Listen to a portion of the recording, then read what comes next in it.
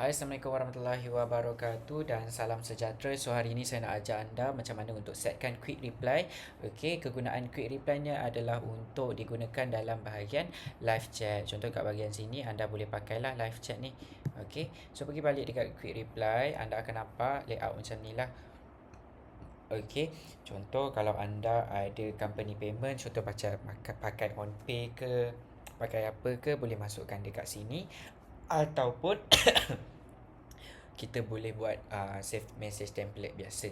Okay, save message template ni biasanya kita nak gunakan untuk senang malah nak type, kita pakai template itu saja pun boleh, tak ada masalah.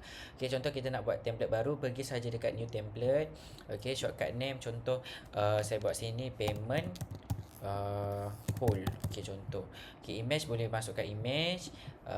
Kategori boleh pilih sale, payment, after sale atau general. Okay, general ni untuk sesuai untuk semualah. Okay, contoh kalau macam customer name. Okay, contoh sini contoh saya buat hi customer name. Okay, customer name ni diikut nama yang ada dekat WhatsApp tu lah. Okay, hi name. Okay,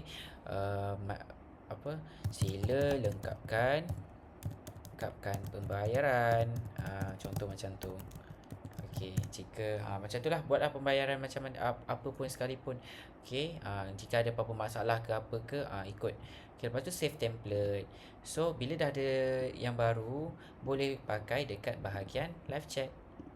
Ini payment whole general ke. Okey, contoh saya nak pakai payment whole general. Salah.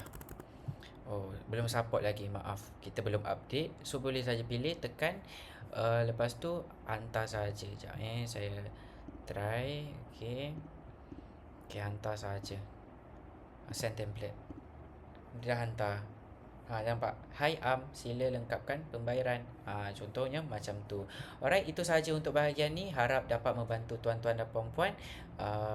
Jika ada sebarang persoalan, boleh saja kemukakan soalan dekat support, ataupun boleh saja komen dekat live video TikTok, YouTube ni. Alright.